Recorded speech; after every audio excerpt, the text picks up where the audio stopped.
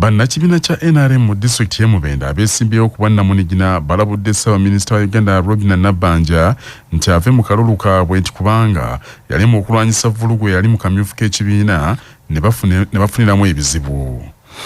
Kidiridde Sabaminister Nabanja okutegeeza gye buvuddeko nti wakusisinkana abo bonna abeesimbyewo ku bwannamunigina bave mu kalulu balekere abakwasibwa kaadi z'ekibiina kya NRM. Tumusime Vincent Gahanga ng'onaavuganya ku kifo kya ssente wa disitulikiti y'e Mubende agambye nti tayinza kulekera Ntambi Michael omuheereza gw'alumiriza okumubba akalulu.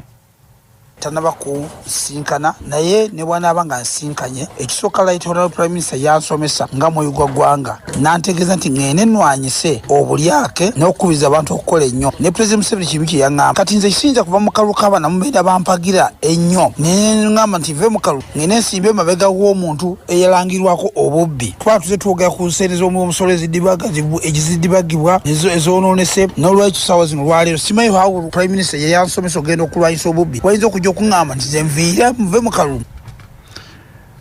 Wabula Ntambi Mike ayogerwako bino byonna azze abyegaana. Ekifo kya ssentebe eky'obwa ssentebe bwa disitulikiti y'e Mubende kyesimbiddwako abantu abawerako okuli Ntambi Mike omuheereza aliko kati era nga yakutte bendera ya NRM. Tumusimbe Vincent atalina kibiina ne kyeyune Pafula Dito owa NUP.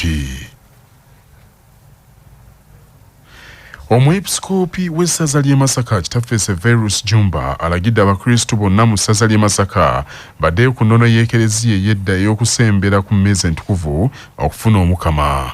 Omusasi waffe Thompson Kayinja alina ebisingawo. Omwepisikoopi Severus Jumba yasinzidde ku Sand Beach e Nabugabo bwe yabadde akulembeddemu ekitambiro ky'emmisa ekyakulembedde entujjo y'okukuza olunaku lw'abasomesa mu masomero agali ku musingi gw'ekereziya wansi w'ekibiina ekibagatta ekya Association of Catholic Institutions Masaka Diocese ng'ekiragiro kino bye bimu ku byavudde mu sinodi ey'omukaaga ey'essaza lino eyakakomekkerezebwa. Enkola ey'okusembeza oba okusembera okufuna omukama ng'abakristu bateekawo ebibatu omusaaseredooti n'abawa ostia olwo ne bo ne beesembeza yajjawo mu biseera by'ekirwadde kimumimamawuggwe. Okusembera twazzeeyo ku nkola ey'edda lulimi oyimirira butengerera n'ofuna omukama ate mu kereziya ezirina communion rail emmeeza ya komunyo omuntu asalawo oba afukamira oba ayimirira newandiisa ebbaluwa bajjajji basomera era gasseeko ne ka footnote nti asembeza ayina eddembe okubuuka bw'alaba nga ojagaladde bujagalazi. Omwepisikoopi Jumba yakalaatidde abasomesa okwongera okubeera ekyokulabirako eri abayizi be basomesa mu mpisa ne mu ddiini olwo nabo lwe bajja okukula nga balimu empisa n'eddiini. Ekereziya Katolika mu ssaza ly'e Masaka erina amasomero agali eyo mu 6. Omwami wa Ssaabasajja ow'essaza ly'e Buddu Pokino Judy Muleke yasabye abasomesa okukola obulungi okuyitibwa kwabwe okugunjula omwana omulamba ate ajjudde. Ssaalongo Tomusange Kayinja ku lwa CBS ndi mu kibuga kya Ssaabasajja Masaka City. Ebyo nga biri bityo Ekereziya Katolika mu nsi yonna olwaleero ekuzizza olunaku lw'abaavu era Vicar General owookubiri mu ssaza ekkulu ery'e Kampala Monsignor Gerald Kalumba asinzidde ku bikujjuko bino n'akukkulumira nnyo abatayagala kukola. Omusasi waffe Ssaalongo Kamwa Masembe ali Lubaga. Monsignor Kalumba agambye nti si weetuuse ebintu ebikyamu kati bye birabika ate nga ebintu ebituufu naye embeera eno esigiddwa kwagala abantu abo batayagala kukola. Monsignor Kalumba okutuuka ku bino nga yakulembeddemu ekitambiro kya mmisa wano ku Lukiiko Lubaga ekirimu okutunulira n'okukuza olunaku lw'abaavu naku lw'abasamali abalungi mu ssaza era n'agaba ne konfirmansiyo. N'agamba nti ekireetedde abantu okubeera nga buli kadde bo omulimu gwabwe gwa kugenda kusabiriza busabiriza.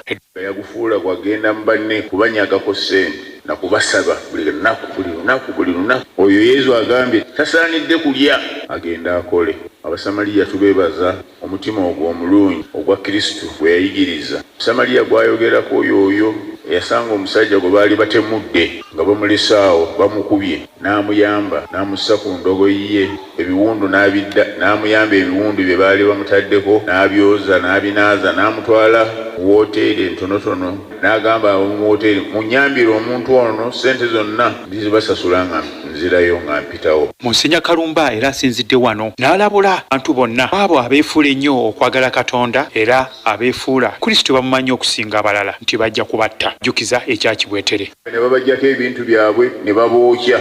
Kibwetere temwamuwulirako yatta abantu ng'abategeeza nti ensi okuggwawo obudde butuuse n'abakuŋŋaanya n'abookera mu nnyumba abantu ng'ate bangi ddala be yayokya. Kristo ye agambye timubagoberera ng'abo abajja okubabuzaabuza nti ali wano ali wali mubeegendereze mwekkaanye baleme kubawubisa kubanga bangi balijja. Kuwakya Basamu Kawuma Masembe wano e Rubaga mu Kyaddondo.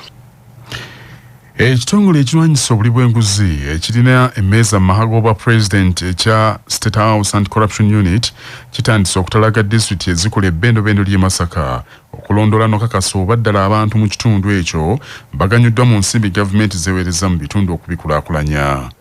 Enteekateeka eno ewomeddwamu omutwe Commissioner Major Martha Asimwe okuva mu maha g'omukulembeze w'eggwanga ng'ono abadde mu disitulikiti y'Ekyotera ne Rakai gye basinkanidde abakozi ba gavumenti bonna.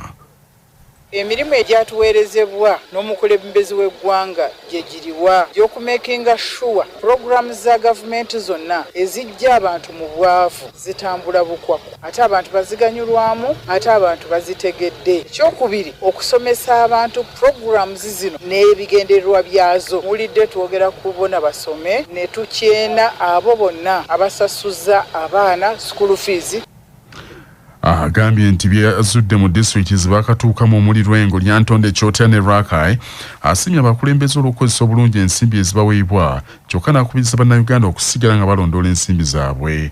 Asimu akubiriza abazadde nabo basitukiremu bayambe abaana baabwe abali mu masomero nga babawa ebyetaago kuba gavumenti buli kimu teyinza kukibatuusaako okuggyako okusasula abasomesa n'okubazimbira amasomero.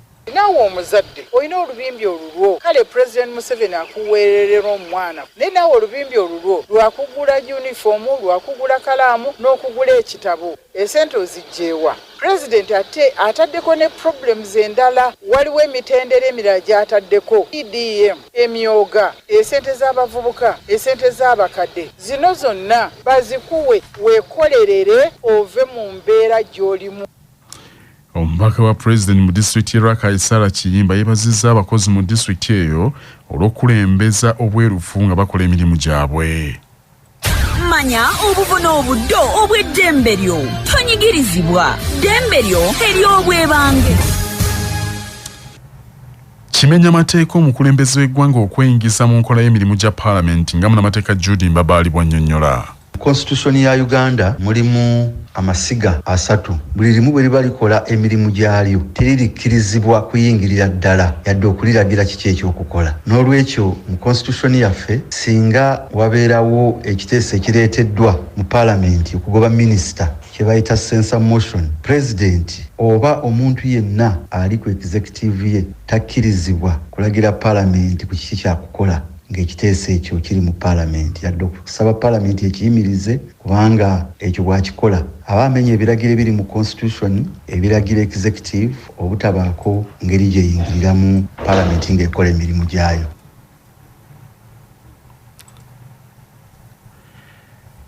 Abatuuze b'Ebuddo omukyengera Town Council baguddemu ekikanga bwabwe bagudde ku mulambo gw'omukazi nga gusibiddwa mu kikutiya olwo ne gusuulibwa okumpi n'omwala.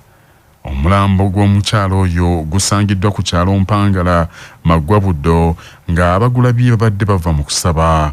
Abatuuze bagamba nti bali mu kutya kungi olw'ettemu erisusse ekyengera. Nakato Rose nga ndi mutuuze wa Mpangala Maggwa Buddo. Mbadde nvaako wano ku kyaki ku kkubo erikkirira wano eritwawula ne Nakiragala fe abatuuze ba Maggwa ne tufuna ekyekango bwe tusanze omukyala ngattiddwa ng'azengeddwa mu bikutiya ng'asuuliddwa ku mwala amabbali g'ekkubo. Nno okuyitira wano mbadde nva mu kutendereza Mutonzi mbadde nva ku kyaki kwe kusanga omuntu ono ng'abantu bakuŋŋaanyeewo. Mpozzi nze kyennyongera okuvumirira ebikolwa bino ebyokutta abantu emabegako Naggalabi era battirawo omukyala era nakati tusanze mukyala nga gwe battidde. Sempala Juma kansala mu kitundu ky'Ekyebudde agambye nti ab'ebyokwerinda balina okusitukiramu bataase embeera eno okubeesussa obw'omulamuzi. Olunaku olwaleero ku kkubo lyaffe lino eriva ku King's College okudda e Kasenge wasangiddwawo omulambo ogw'omukazi nga alaga yattiddwa yafumitiddwa yazingiddwa mu bikutiya ne mu kibulangeti akuliko n'ekifalisa ekikadde n'ettundubaali n'asuulibwa ku mwala wano bbalibbali okkubo erikkirira e Kasenge eriyitibwa Nebalemi Mayanja naye okusinziira wabaddewo abamu ku bantu ebyogeddwa kiraga nti omuntu ono omukyala yavudde Kasenge gye bamugye. Poliisi etuuse mu kitundu omulambo n'eguggyawo nga n'okunoonyereza bwe kugenda mu maaso.